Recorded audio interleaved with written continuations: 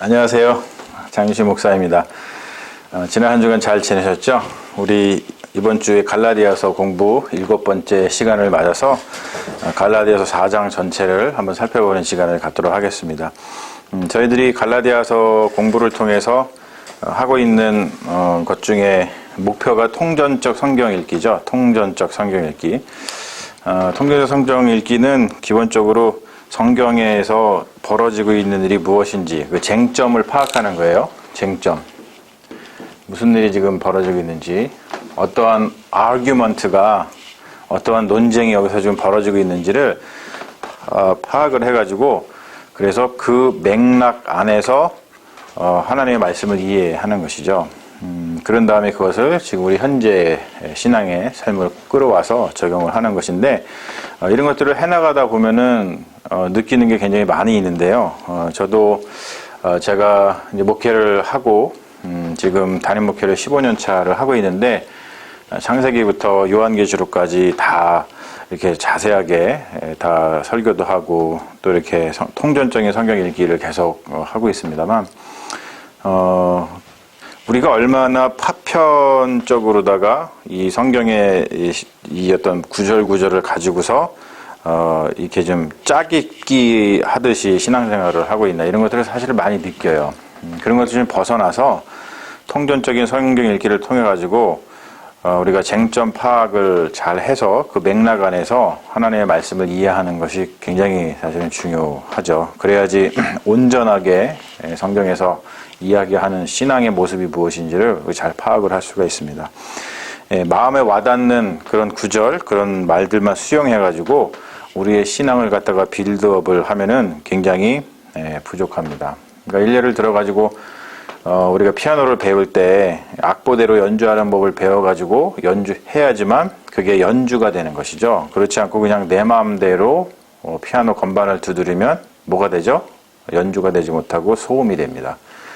그런 것처럼 우리가 신앙생활을 하면서 신앙이 어떠한 성령의 열매를 맺고 또 그 안에서 어떠한 좋은 하나님 보시기에 아름다운 것들을 맺으려면 성경에서 이야기하는 그 신앙의 어떠한 파운데이션을 통전적으로 이해해야 되는데, 그것이 아니라 우리가 그냥 이렇게 짜깁기 하고 내 마음에 드는 구절 몇 개 뽑아가지고 신앙을 빌드업 하다 보니까 우리의 신앙에서 자꾸 불협화음이, 어떤 소음들이 들리게 되는 것이죠. 그런 것들을 극복하기 위해서 우리가 지금 노력을 하고 있는 겁니다. 그러니까 여러분들 같이 또 갈라디아서 공부 7번째 시간을 맞아서 통전적 성경 읽기라는 것을 한번 마음에 품으면서 갈라디아서 4장에 지금 어떠한 쟁점이 있는가, 어떠한 논쟁이 여기서 벌어지고 있고 그것이 무엇을 의미하는가, 그런 것들을 파악을 해보려고 우리 같이 노력을 해보면 좋겠습니다. 지금 지난 3장부터 바울이 갈라디아 그 성도들한테 이야기하는 게, 이제 아브라함의 이야기를 가져다가 자신이 하고 싶은 그러니까 율법이 아니라 믿음이다 라고 하는 거, 육체가 아니라 성령이다 라고 하는 이것을 주장하기 위해서 그 아브라함의 이야기를 끌어다가 자기의 논증을 하고 있는 것을 지난 3장부터 우리가 확인을 했죠. 그 논증이 4장까지 이어집니다. 그래서 아브라함의 이야기, 그 이야기가 계속해서 이제 등장을 하는데요. 지난 3장에서 우리가 봤듯이 아브라함의 씨가 되는 게 중요하다. 아브라함의 씨. 왜? 아브라함의 씨. 아브라함의 씨. 이것이 상속자가 된다는 것이죠. 자, 아브라함의 씨, 아브라함의 제라, 그렇죠? 제라라 그랬죠, 그게. 아브라함의 제라, 아브라함의 씨, 아브라함의 자손이 되는 건 무엇을 통해라고 했어요? 약속을 통해서요. 믿음을 통해서라고 했어요, 그렇죠? 네. 그것을 계속 밝히고 있어요. 아브라함의 씨가 단순히 그냥 무슨 율법을 지키고 할례를 받고 이렇게 겉으로 육체적인 걸로다가 한다고 해서 아브라함의 씨가 되는 게 아니다. 아브라함의 제라가 되는 게 아니다. 아브라함의 자손이 되는 게 아니다. 그래서 얘기를 했어요. 그리고 이번에는 이제 이걸 이어받아가지고 이제 좀 더 브로드하게 얘기를 하죠. 우리가 이제 아들이 돼야죠, 그렇죠? 아들이 상속자가 되는 거예요. 아들이 상속자가 되죠, 똑같이. 그래서 우리가 아들의 영, 예수 그리스도, 아들의 영이 우리 안에 들어와서 우리가 아들이 되어서 우리가 상속자가 되는 것이다. 이것도 뭘 통해서? 예수를 믿는 믿음을 통해서 우리가 이 일이 벌어진다고 얘기를 하고 있어요. 우리가 이제 보면은 1절부터 7절을 보면 거기에서 지금 이야기를 하고 있죠. 양자라는 말을 써요. 양자. 그래서 이제 양자론이라는 거죠. 그러니까 우리가 하나님의 아들, 하나님의 자녀, 양자라는 말은 이제 여기서 나오는데 하나님의 자녀가 되는 거예요. 양자로 들여졌다 이렇게 얘기를 하는 거죠. 자, 근데 여기서 중요한 건 뭐냐면요.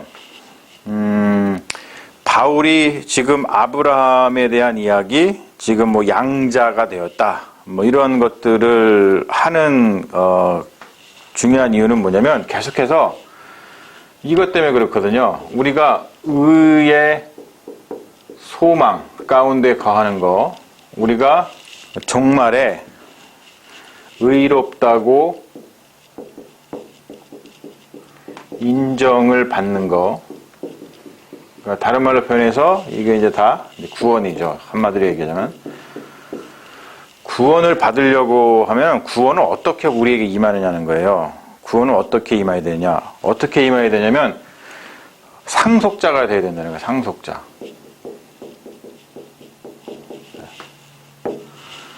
상속자가 되려면 상속자는 누가만 상속을 받을 수 있어요? 아들만 받을 수 있는 거예요. 자녀만 받을 수 있는 거예요. 그러니까 하나님의 자녀가 우리가 어떻게 될 수 있냐는 거예요.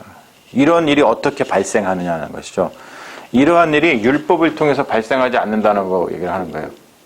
율법을 통해서 발생하지 않는다. 율법의 행위들을 통해서 이러한 일련의 일들이 우리에게 발생하지 않는다는 거예요. 그럼 어떻게 발생하느냐? 이 일은 누구의 일이라는 거냐면 한마디로 얘기해서 성령의 일이라는 거예요. 성령이 이 일을 하신다는 것이죠. 성령이. 그러니까 우리가 성령을 받는 게 중요한데 율법의 행위로서는 성령이 우리에게 오지 않는다는 것이죠. 성령은 누가 우리에게 주는 거예요? 예수 그리스도가 준다는 것이죠. 그 예수 그리스도를 믿는 믿음 안에서 우리가 성령을 받는다는 거예요.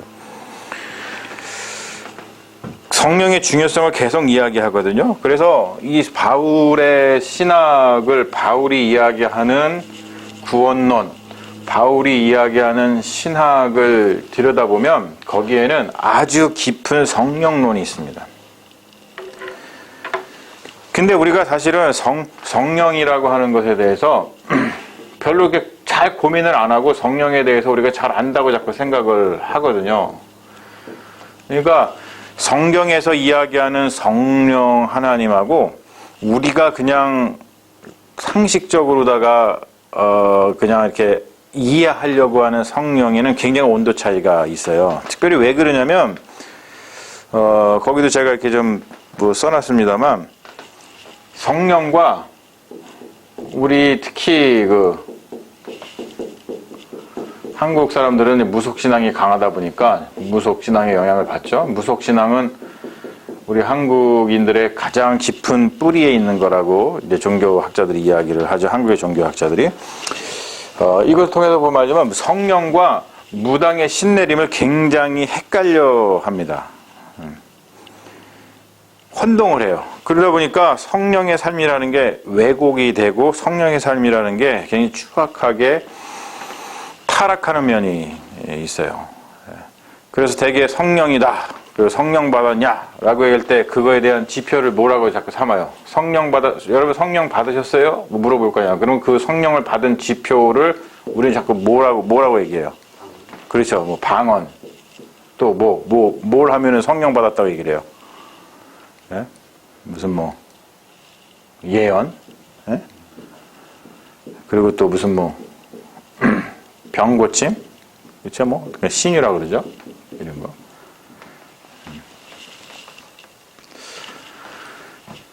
그렇죠? 굉장히 이렇게 그냥 가볍게 생각을 해버려요. 그래서 막 무당이 굉장히 이거 많이 하죠. 무당이 예언 잘해요. 예, 그러니까 우리도 최근에 누구죠? 어떤 어떤 전도사 있었죠? 이름이 생각이 안 나네. 그 사람도 막 예언했어요. 대한민국이 뭐 어떻게 될 것이고 막 뭐 하고 자기가 뭐 받아서 그렇다. 성령 받아서 그렇다고 얘기를 한단 말이야. 그러니까 성령을 받는다는 거, 성령이라고 하는 것을 자꾸 우리가 무속신앙하고 혼동을 해요. 혼동. 생득적으로 한국 사람들은. 그러다 보니까 바울이 지금 갈라디아서에서 이런 일련의 이야기를 하면서 가장 중요한 핵심으로다가 성령에 대한 이야기를 하고 있는데 거기 바울이 이야기하는 성령에 대한 핵심적인 그 핵심의 내용으로 우리가 들어가는 데 있어서 방해받는 게 너무나 많이 있다는 것이죠. 성령은 바울 복음에 있어서 굉장히 그냥 생생한, 너무나도 생생한 선물이에요. 체험이에요, 이게. 너무나도 생생한.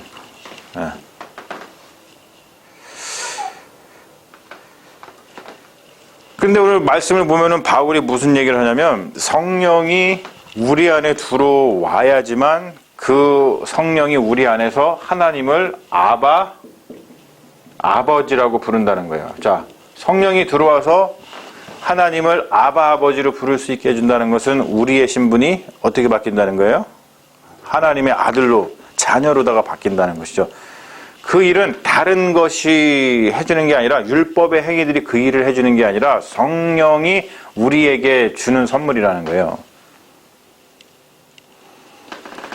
그러니까 성령은 우리의 아들됨을 확증하고 또 아들로 살아가도록, 우리가 아들이라는 것을 확증할 뿐만이 아니라 하나님의 아들이니까 하나님의 아들로서 살아가도록 우리를 이끌어준다는, 우리 삶을 이끌어준다는 것이죠. 그러니까 성령이 없는 사람은, 성령의 인도하심을 받지 않는 사람은 그리스도의 사람이 아니다. 하나님의 자녀가 될 수 없다. 이런 이야기를 하죠. 그래서 하나님의 아들됨은 성령의 인도하심과 분리할 수 없다는 거예요. 굉장히 사실 중요한 이야기를 하고 있고, 그리고 우리가 이것이 무엇인지를 계속 공부해야 돼요. 탐구해야 됩니다. 이거 한마디로다가 설명이 안 돼요. 한마디로다가 지금 성령을 다 내가 이야기한 것도 아니고 여러분들이 이걸 들었다고 해서 성령을 다 이해하신 것도 아니란 말이에요. 그 말은 뭐냐면 성령을 이해하기 위해 성령의 역사, 성령을 이해하기 위해서 우리가 지금 이해 수준이 여기밖에 안 되니까 계속 그 수준을 높여가지고 성령이 정말 충만한 데까지 이르러서 그것을 다 알 수 있도록 노력을 해야 된다는 거예요. 그것이 다 어디에 있다? 성경에 그게 들어가 있다는 거죠. 그래서 성경 공부가 사실 중요한 거거든요. 근데 이거를 통전적으로다가 우리가 성경을 읽지 않으면 코끼리가 이렇게 있으면 코끼리 갖다가 자꾸 다리만 만져보고선 코끼리가 안다고 코끼리라고 얘기한단 말이에요. 그러니까 이 충만함에 이르지 못하는 거죠. 우리가 그냥 좋아하는 구절만 떼다가 나의 신앙을 구성하니까 성령이 충만하게 임하지 않는 거예요. 그냥 그것만 갖고서는 조그맣게 우리가 우리 마음대로 신앙을 구성하는 거죠. 자, 지금 이 이야기를 하면서 자 계속해서 이 갈라디아서의 가장 큰 쟁점이 뭐예요, 여러분? 계속 저희가 그거를 갖고 얘기하는 거잖아요. 지금 가장 큰 쟁점이 뭐예요? 여기서 지금 갈라디아서에서 아규먼트가 뭐예요? 예? 그렇죠. 그래서 성령이 중요하다는 걸 자꾸 얘기하는 거예요. 바울이 성령이 중요하고 얘가 성령으로 시작을 하고 성령으로 살아가고 성령의 인도하심을 받고 성령을 받아서 하나님의 아들로 살아가고 성령의 인도하심을 받아서 살아가다가 왜 갑자기 뭘로 돌아섰느냐? 율법의 행위로다 돌아섰느냐는 거예요. 왜 이게 문제예요? 이거는 성령을 주지 못하고 결국에는 의의 소망에 이르게 하지 못하는데 왜 그러냐는 거예요. 왜? 너무나도 답답한 심정으로 이야기를 하고 있어요. 여기에 갈라디아서에서 여러분들이 진지하게 읽어보시면 아시겠지만 갈라디아의 교인들을 향해서 바울이 말하고 있는 그 말투를 한번 보세요. 너무너무 답답해서 시쳇말로다가 미치고 팔짝 뛴다는 그런 어조로다가 얘기를 하고 있거든요. 그 중에 하나가 뭐냐면 9절에 이 말을 하거든요. 무슨 말을 하냐면 9절에 뭐라고 써있냐면 이제는 너희가 하나님을 알 뿐 아니라 더욱이 하나님이 아신 바 되었거늘 어찌하여 다시 약하고 천박한 초등학문으로 돌아가려 하느냐 라는 말을 씁니다. 돌아가다. 거기에 9절에 보면 돌아가다. 그러니까 이제 지금 2번 하고 있어요. 2번 회심 이전으로 돌아가는 어리석음. 거기에 바울이 무슨 단어를 쓰냐면 돌아가다라는 말을 써요. 돌아가다. 아이고 돌아가다.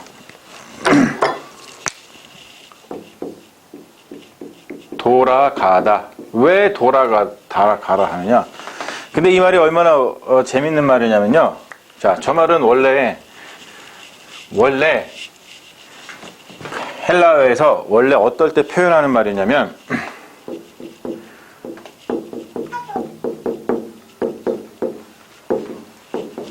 우상숭배하다가 하나님께로 돌아갈 때 쓰는 말이에요. 여기서 쓴 이 돌아가다라고 하는 이 단어가요. 우상숭배를 하다가 하나님께로 회심했을 때, 하나님께로 돌아갔을 때 그때 돌아가다라는 말을 쓰는 말이야. 근데 지금 거꾸로 쓰고 있죠. 하나님께 있다가 왜 우상으로 돌아가냐는 거예요, 지금. 역회심이죠, 역회심. 회심이 거꾸로 일어났어. 여러분, 이거를 봤을 때 바울의 심정이 어때요? 제가 지금 말씀드렸듯이 미치고 팔짝 뛰겠죠? 네? 그렇죠? 너무 황당한 거예요. 아니, 우상숭배하다가 일로 회심을 해야 되는데 이게 정상인데 하나님을 잘 섬기다가 우상숭배로 역회심을 해 지금. 그러니 바울이 너무너무 황당하고 너무너무 이거는 말도 안 되는 일을 갈라디아 교인들이 하고 있으니까 지금 이렇게 절절하게 지금 편지를 써가지고 그들에게 얘기를 하고 있는 거예요. 이게 참 쉽지가 않죠. 그러다 보니까 그 세 번째 보면은 복음에 대한 태도 변화로서의 관계 변화. 자, 이게 되게 웃기다는 거죠. 자, 보세요, 여러분.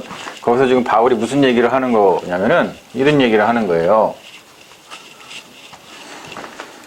12절에서 16절 그 사이에 무슨 얘기를 하는 거냐면 관계가 변화가 됐다는 거예요. 관계의 변화가 왔다는 것이죠. 근데 관계의 변화가 뭐 때문에 왔냐면 복음의 변화 때문에 왔어요.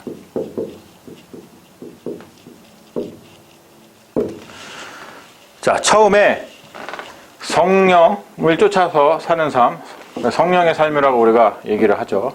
그리고 지금 이거가 대비되는 거가 뭐예요? 율법의 행위들의 삶, 이렇게 이제 대조를 하고 있는데, 성령의 삶 속에서 갈라디아 교인들이 같이 이렇게 살아갈 때는 이 바울하고 갈라디아 교인들하고 어떤 관계였어요? 서로 사랑하는 관계였어요. 네. 근데 일로 복음이 변화돼가지고 이 복음이 아니라 이쪽으로다가 사람들이 돌아섰을 때 관계가 어떻게 변화되냐면 거기서 얘기를 하죠. 뭐가 됐어요? 원수가 됐어요. 원수. 예. 복음의 변화, 복음에 대한 태도의 변화 때문에 관계의 변화까지 왔어요. 그래서 어떻게까지 얘기하냐면 이때는 너희들이 내가 나한테 눈이라도 빼앗을 정도로다가 사랑하는 신뢰의 관계였다고 표현을 하고 있어요. 실제로 보세요. 너희들이 나한테 눈이라도 빼어줄 정도의 관계였었는데 그런데 지금은 원수가 됐다는 거야. 나를 원수 취급한다는 거죠. 원수가 됐다는 거야. 그래서 이게 무슨 말이냐면 기껏 이렇게 원수지간으로다가 끝내자고 그때 그렇게 나한테 눈이라도 빼어줄 듯이 잘해줬느냐. 어조가요 굉장히 강한 겁니다. 미치고 팔짝 뛰는 거예요 지금 바울이. 그러면서 17절 18절에서 무슨 얘기를 하는 거냐면 너네들이 지금 이 복음에 대한 태도의 변화를 통해서 우리가 관계가 변해서 나를 지금 원수로 생각을 하는데, 진짜 원수는 내가 아니고 누구다? 율법의 행위들을 강조하는 그들이라는 거예요.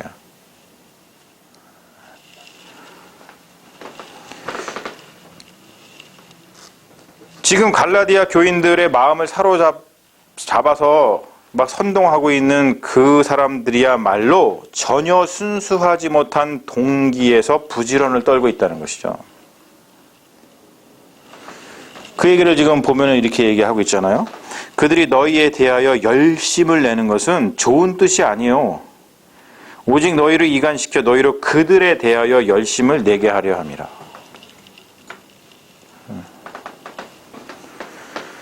할례받지 않은 이 이방인들을 하나님의 백성의 공동체로부터, 그래서 결국에는 희망의 의의 소망으로부터 배제함으로써 무할례자인 상태로는 의의 소망에 이룰 수 없다는 불안감에 빠뜨려 가지고 그들의 가르침에 무릎 꿇게 만든다는 거예요. 여러분, 이게 굉장히 우리가 그 신앙생활하면서 이단 사이비들한테 조심해야 되고, 이단 사이비뿐만이 아니고요, 우리가 이거 그냥 이런 거를 잘 생각하지 못하면 그냥 일반 교회에서도 일어나는 일이거든요.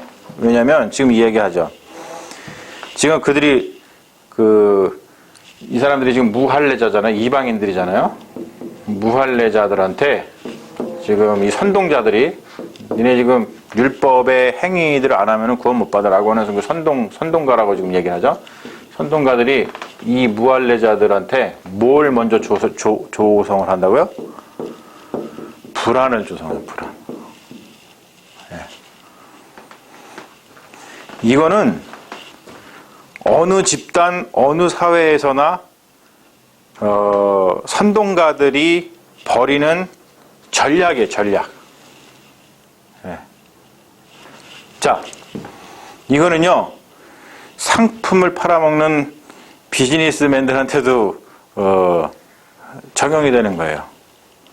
자, 그들이 이 상품을 팔아먹을 때 그 상대방으로 하여금 뭘 조성을 시켜요? 네, 불안을 조성해요. 이 상품을 갖지 않으면 내가 어떻게 될 것이냐. 네. 그렇죠. 지금 이 제품을 당신이 구매하지 않으면 당신의 삶은 불안한 삶이 됩니다. 그러니까 시대가요, 지금 시대가 정말로 안 좋은 시대, 왜 지금 시대가 정말로 안 좋은 시대고, 이게 이 사람들이 정말 정신이 있는 건가 아닌 건가를 비판하지 않을 수 없고, 이런 것들을 아는, 그게 깨달은 사람으로서 분노하지 않을 수 없는 이유가 뭐냐면, 사회 곳곳에서 다 뭘 조장하고 있냐면 불안을 조장해요. 다 불안을 조장해가지고 뭐 하겠다고. 그게 이거예요. 다른 게 아니잖아요. 자기 이익을 취하겠다고 불안을 조장하는 거예요. 여러분, 제가 구체적인 사건들을 나열을 할 수 있는 게 뭐 수백 가지지만, 특별히 제가 지금 나열하지 않아도 이 말을 함으로 인해서 여러분들이 어렵지 않게 불안을 조성해가지고 이득을 취하고 있는 그러한 행태들에 대해서 여러분들도 아마 느끼실 거예요. 그 일이 지금 갈라디아 교회에서 벌어지고 있다는 것이죠. 성령의 삶으로다가 그 아주 그냥 충만한 기쁨 가운데 살아가던 그 갈라디아의 순진한 그 교인들한테 불안을 조성해가지고 선동해서, 야, 니네들 무할례자잖아. 니네 이방인이잖아. 할례 안 받으면 니네 구원 못 받아. 불안을 조성하는 거예요.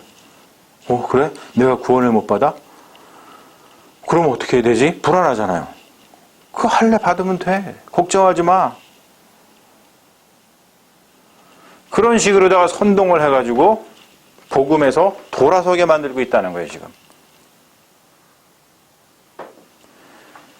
이런 일들이 너무나 많이 있죠, 여러분. 진정한 참된 목자는요, 그 사람이 머물다 간 자리는 사랑과 평화와 화합이 넘치게 되어 있어요. 그런데 선동자들은 분명히 이런 일들을 벌이기 때문에 그 다음에 어떤 일이 벌어지냐면 다툼, 분열, 아픔. 그래서 이 목자, 그러니까 지금 바울이 성령의 삶을 통해 가지고 성령의 삶을 쫓아서 살았을 때 바울이 전해준 복음을 가지고 살았을 때에 진정으로다가 이 갈라디아 교인들의 마음속에는 뭐가 어땠다는 거예요? 그 상태가 갈라디아 교인들이 성령의 삶을 살아갔을 때는 한마디로 얘기해서 영적인 만족감이 있었다는 거예요, 이게. 영적인 만족감이 없으니까 뭐 할 필요가 없어요. 위선 떨 필요가 없잖아요. 그렇죠? 그런데 선동가들이 이야기하는 그런 것들을 따라서 했을 때는 어떤 거냐면 영적인 공허함이 온단 말이에요. 영적인 공허함이 있는데 생각해 보세요. 영적으로 내가 공허해. 있는데 내가 믿음 있는 척해. 그 자체가 뭐예요? 그게 위선이죠?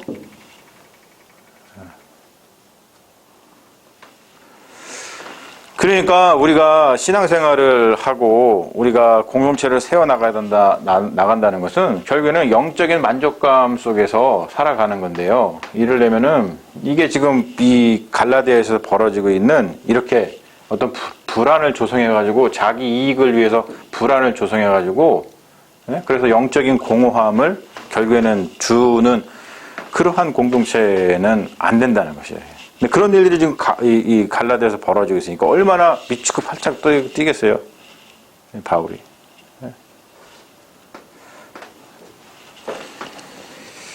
그러니까 여러분 선동가들을 조심을 하셔야 되고 우리가 그런 것들을 좀 얘기하면서 언제나 우리가 그리스도인으로서 우리가 머물렀던 자리, 우리가 지금 머무는 자리가 사랑과 평화와 또 화합이, 즉 뭐냐면 영적인 만족감이 우리에게 있어서 위선을 떨지 않아도 되는 그러한 라이프, 그러한 성령 충만한 삶을 위해서 우리가 노력하고 그런 것들을 잘 따라가야 된다는 거예요.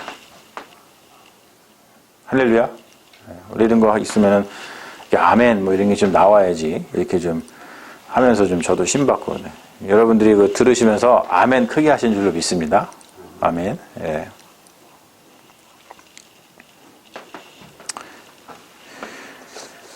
그러면서 19절에서 20절에 바울이 참 중요한 얘기예요. 제가 보기에는 그 갈라디아서 4장에서 제일 중요한 그 구절이 19절이라고 생각을 하는데요. 자, 19절의 말씀을 한번 그래서 제가 읽어볼게요. 19절은 뭐라고 얘기하냐면 나의 자녀들아 너희 속에 그리스도의 형상을 이루기까지 다시 너희를 위하여 해산하는 수고를 하노니. 그렇죠? 바울이 자신의 사역의 목적을 이야기하고 있어요. 뭐라고 얘기하냐면 자신이 지금 수고하는 거를 뭐에 비유하고 있어요? 해산. 애 낳는 거. 그렇죠? 애 낳는 거. 이러한 용어를 썼을 때 사실은 더 잘 바울의 이 심정을 이해할 수 있는 사람이 누굴까요? 여성분들. 왜? 아기를 낳으셨거든. 우리 남자들은 그거 잘 몰라. 남자들이 많이 부족해요. 죄송합니다. 남자들이 참 부족해. 그러니까 여성분들이 좀 이해하세요. 실제로 바울도 이렇게 비유를 하잖아요. 자기가 지금 사역을 해왔는데 그리고 앞으로 또 사역을 할 것인데 해산하는 고통에 자신의 수고를 비유를 합니다. 근데 그 해산이 뭐냐면 아주 중요한 얘기를 하죠. 그리스도께서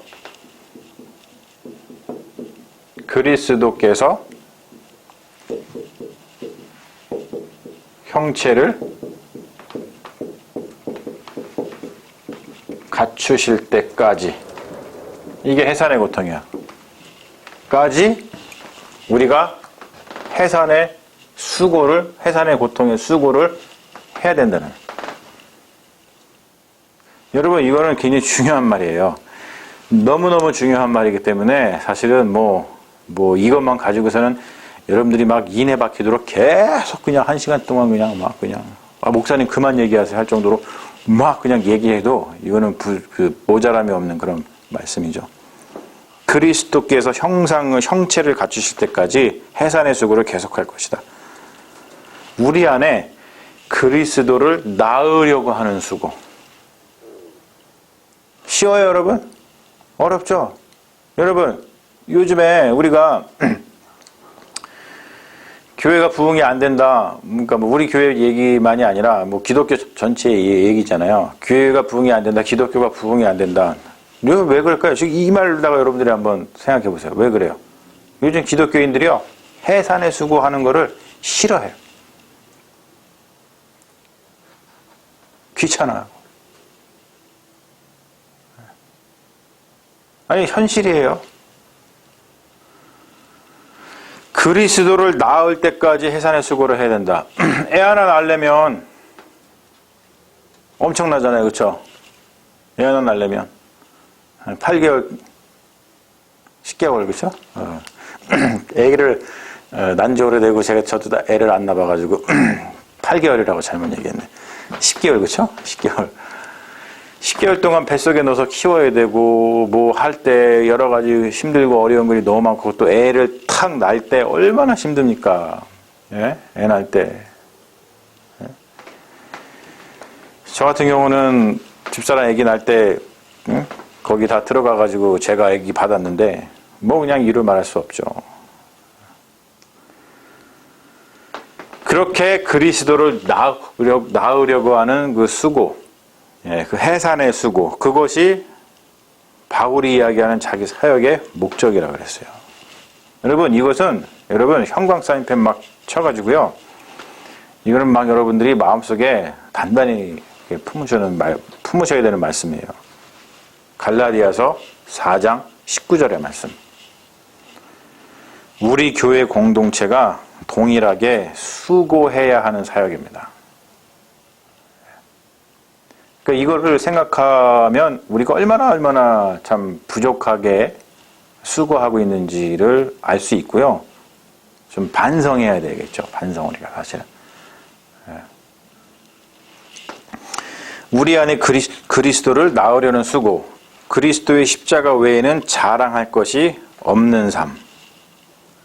그리스도의 십자가 이외에는 자랑할 것이 없는 삶이어야 되는데 선동가들은요. 자기의 이익을 위해서 사람들을 희생시키거든요.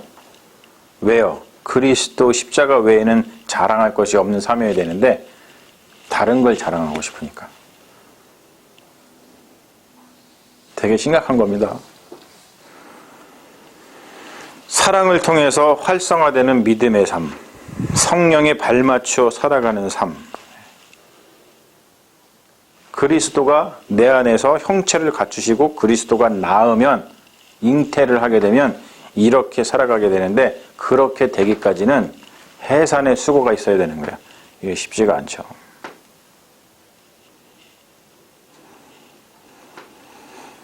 우리가 각자 우리 삶 속에서 우리 안에서 그리스도를 낳음으로 성취되는 각자의 인생 가운데 역사하시는 하나님의 뜻이 무엇인가? 우리 좀 진지하게 그런 것들을 물을 필요가 있습니다. 여러분 안에서 그리스도가 잉태하게 하기 위해서 어떠한 수고를 하고 계십니까? 이 메타포를 잘 한번 생각해 보세요. 여러분 안에서 그리스도가 잉태하고 형체를 갖춰야 되거든요. 그러려면 해산의 수고가 있어야 되거든요. 근데 그 해산의 수고를 우리가 하고 있는가?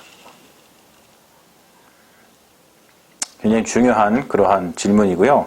이런 걸 통해서 우리의 신앙을 반드시 한번 돌아봐야 되겠죠. 그리고 우리 교회 공동체가 나아갈 방향도 이런 겁니다.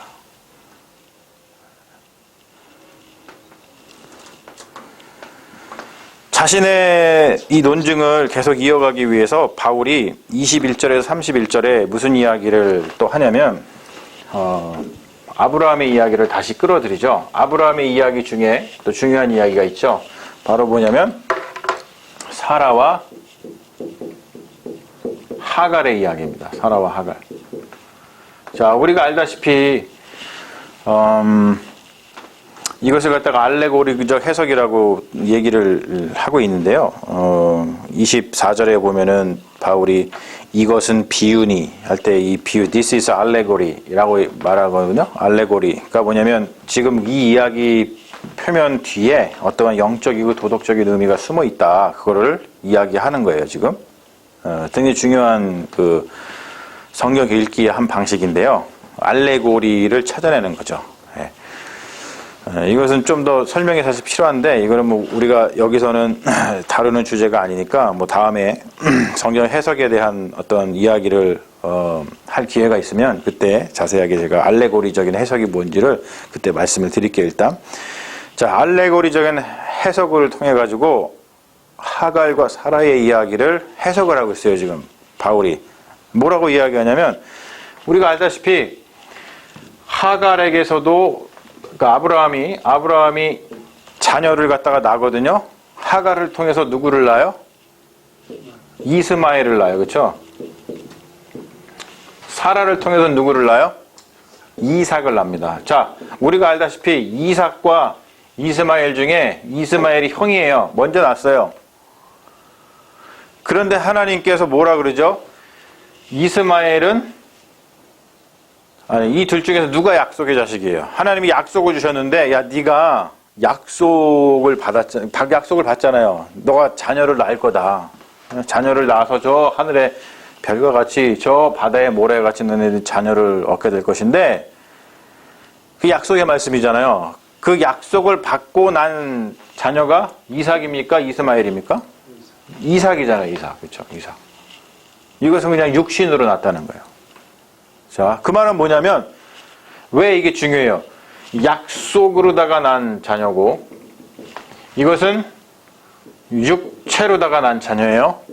약속으로 낳았다는 말은 뭐냐면 성령으로 낳았다는 뜻이에요. 이거를 계속해서 지금 바울은 혼용해서 쓰고 있어요. 약속, 성령, 그렇죠? 이거 믿음, 이거를 계속 혼용해서 쓰고 있습니다. 결국에는 성령에 대한 이야기를 하니라 그런 건데 성령, 약속에 의해서 난 아들은 이삭입니다. 왜 이게 중요해요? 왜 성령에 의해서 약속에 난 아들이 왜 중요해요?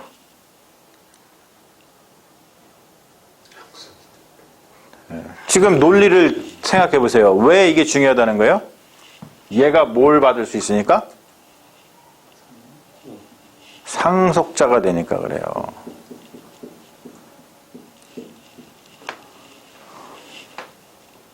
상속자가 되니까. 상속자가 되어야지만 계속 얘기하는 의의 소망에 이르는 거예요. 의의 소망에. 그래서 이삭이 중요한 거고 상속자가 되는 거고 약속과 성령이 중요하다는 거죠. 이게 중요하다는 거죠. 바울의 논리는 뭐냐면 이러한 논리에 의해서 너네 갈라디아인들은 원래 뭐라는 거예요? 믿음에 의해서 이삭의 편에 서 있는 사람들이었다는 거죠. 거기 써놨죠? 갈라디아 성도들은 이삭의 계통을 따라서 약속의 자녀들이었다는 거예요. 이방 성교 상황에서 적용 6번에 3번을 보면 갈라디아의 성도들은 이삭의 계통을 따라 약속의 자녀들이라는 것이죠. 성령을 통해서.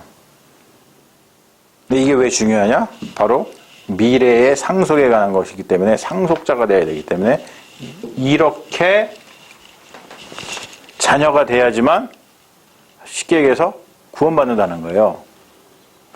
이렇게 그래서 살았는데 왜 갑자기 일로 갔냐는 거예요. 그러니까 다시 한번 말씀드리지만 바울이 미치고 팔짝 뛰겠다는 것이죠.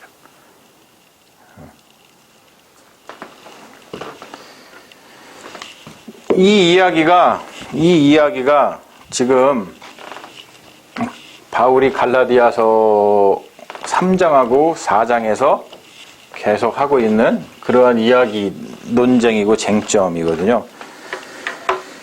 3, 4장의 결론을 보면 그래서 아브라함의 전통 속에서 우리가 읽게 되는 여러 사건들은 율법의 행위들에 의존하여 육체의 한계에 머무는 자들이 아니라 믿음을 통해 성령으로 태어난 자들이 바로 이 의의 소망이라는 유업의 상속자들이라는 것을 증언한다는 거예요. 그래서 아브라함의 이야기를 끌어들이는 것이고 그 아브라함의 이야기를 통해서 아브라함의 전통에 따라서 율법에 의존해서 육체의 한계에 머무는 자들이 그러면 안 되고 믿음을 통해서 성령으로 그 자녀로다가 태어난 상속자가 되어야지만 의의 소망을 유업으로 얻을 수 있다는 거예요. 이 논증을 계속하고 있는 겁니다, 여러분. 자, 보세요. 우리가 이렇게 지금 3장과 4장에 있는 말씀을 풀면서 제가 말씀을 이렇게 쭉 드렸습니다만 무슨 뜻, 지금 바울이 무슨 이야기를 하고 있는지 여러분들이 잘 이해가 되십니까? 무슨 뜻인지 잘 이해가 될 수도 있고요. 아직까지도 무슨 뜻인지 잘 모를 수도 있어요. 괜찮다는 거예요. 자, 만약에 우리가 무슨 뜻인지 잘 몰라요. 그 이후의 행보가 중요합니다. 성경을 지금 우리가 공부를 하고 읽어나가면서 이야기하고 있는데, 도대체 무슨 뜻인지 모르겠네. 그럼 어떻게 해야 될까요? 계속해서 우리가 이해될 때까지 공부하고, 묵상하고, 하나님의 은혜를 간구해서 이것이 깨달아지도록, 근데 깨달아지는 게요, 단순히, 이거를 조심하세요. 머리로 깨달아지는 게 아니라요, 가슴으로 깨달아져야 돼요. 가슴으로. 우리 가슴으로다. 이게 가슴으로 내려가야 돼. 이게 머리로, 지금 제가 이렇게 설명했으니까 모르겠어요. 좀 understand, 좀 이해되는 것 같아요. 이러는데 이게 가슴으로 안 내려가지고 말은 이해되는데요, 좀 알겠는데요, 얘기는 하긴 하지만 이게 무슨 말인지 사실은 가슴으로 이해가 안 될 수가 있거든요. 그러니까 하나님의 말씀이 갈라디아에서 지금 벌어지고 있는 이야기가 지금 중요하거든요. 그게 믿음의 파운데이션이니까. 근데 우리는 그 이야기를, 그 쟁점과 그 논쟁을 갖다가 이해하려는 마음은 전혀 없고 그냥 그거 읽으면서 내 마음에 드는 구절만 가지고서 내 신앙의 파운데이션을 쌓으려고 하다 보니까 우리가 신앙의 연주를 하는 게 아니라 신앙의 소음을 낸다고요. 이게 무슨 말인지 이해가 되세요? 네. 그러니까 우리가 잘 이해가 안 되면 이해가 될 때까지 같이 공부하고 묵상하고 하나님의 은혜를 간구하죠. 그게 공동체가 할 일이에요. 가장 중요한 일이죠. 예, 왜요? 파운데이션을 쌓는 일이니까. 파운데이션이 없는 상태에서 뭔가를 해보세요. 그러면 그게 어느 순간 무너져 버리거든요. 예? 우리가 신앙이 자꾸 무너지고 교회가 자꾸 무너지고 그런 이유가 뭐예요? 지금 우리 이 기독교 교회가 전체적으로. 제가 지금 이야기하는 이것 때문에 그렇거든요. 성경을 통전적으로 이해해가지고 무슨 뜻인지 정말 그 성경에서 이야기하는 것들을 잘 이해해서 그것이 가슴으로 이해될 때까지 열심히 같이 공부하고 묵상하고 하나님의 은혜를 간구해야 되는데 그러지 않고 그냥 성경에 이해되는 부분 한 구절씩 띄엄띄엄 갔다가 여기다가 그냥 건물을 세우려고 하니까, 그러니까 무거운 육중한 뭔가를 올려놓으려고 하니까 이게 좀 버티다가 무너져 내리는 거예요, 이게. 네? 제가 좀 이거 얘기하는 거가 뭔지를 정말 이해를 하셔야 되는데, 같이.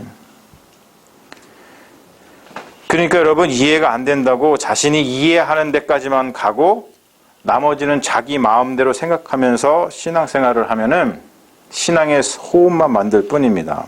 여러분, 기독교의 위기는 제가 생각하기에 기독교의 위기는 복음을 듣지 못해서가 아니에요. 머리를 지나서 가슴으로 충분히 이해되는 데까지 우리가 밀고 나가지 않아서 그렇다는 것이죠.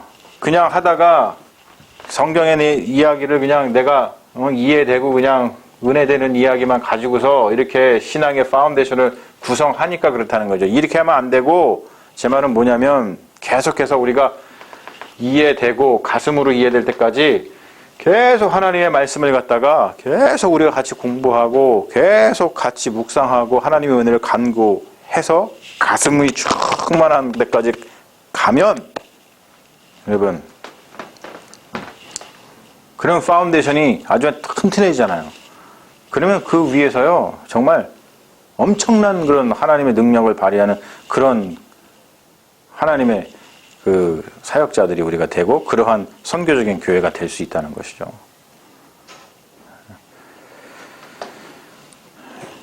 여러분 우리가 멈춰서지 말고 열심히 같이 가장 중요한 파운데이션을 쌓아나갔으면 좋겠어요. 하나님의 말씀을 사모하고 하나님의 말씀을 공부하고 하나님의 말씀 묵상하고 하나님의 은혜를 간구하는 이 일들을 절대로 멈춰서는 안 됩니다. 지금 뭐 팬데믹이라고 해가지고 우리가 각자 지금 이걸 통해 가지고 각자 집에서 이렇게 좀 예배를 드리실 수 있도록 성경 공부를 하실 수 있도록 배려해 드립니다만 여쭤보고 싶어요. 여러분 성실하게 지금 교회는 못 나오지만 성실하게 지금 집에서 이거 말씀 들으면서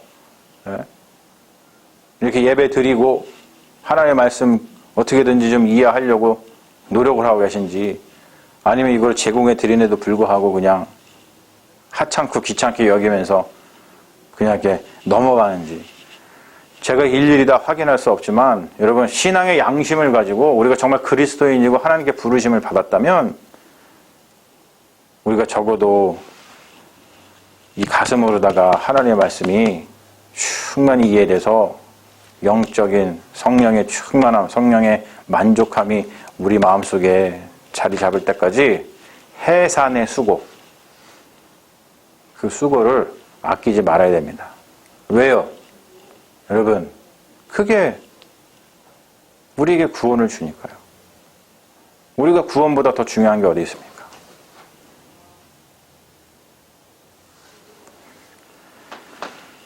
이 절절한 마음은 저의 마음이라기보다 사도 바울의 마음이 갈라디아서 이렇게 담겨 있다는 거예요. 그거를 제가 이렇게 한번 흉내를 내본 건데, 사실 제가 이렇게 흉내내서 사도 바울의 마음을 전하기에 참 부족한 사람입니다만, 여러분이 부족한 마음으로다가 여러분들 그래도 좀 전달하고 있으니까 우리가 다 부족한 사람이지만 서로 이렇게 격려하면서 신앙의 공동체를 잘 세워나갔으면 좋겠습니다. 한 주간도 하나님 안에서 강건하시고 또 성령 충만한 기쁘고 즐거운 삶 되시기를 주님의 이름으로 축원합니다. 잠시 기도하고 마치겠습니다. 하나님, 오늘 갈라디아서 4장의 말씀을 같이 우리가 나누면서 사도 바울이 이 갈라디아 교회에 가졌던 그 절절한 심정을 다시 한번 돌아보고 해산의 고통, 그 수고를 아끼지 않았던 그 바울의 마음을 다시 한번 생각하면서 우리의 신앙을 돌아봅니다. 우리가 정말로 부족한 것이 많이 있지만 하나님께서 이 말씀을 통해서 한 발짝 더 예수 그리스도의 장성한 분량이 충만한 데까지 이르게 하여 주시고 하나님 함께하여 주셔서 우리가 좌절하고 주저앉고 실망하고 넘어지는 것이 아니라 다시 힘을 내고 일어나서 믿음의 경주를 잘 달릴 수 있도록 우리에게 힘과 용기를 주시옵소서. 한 주간도 주님께서 우리를 눈동자와 같이 지켜주실 줄로 믿으며 우리를 구원하신 우리 주 예수 그리스도의 이름으로 간절히 기도합니다.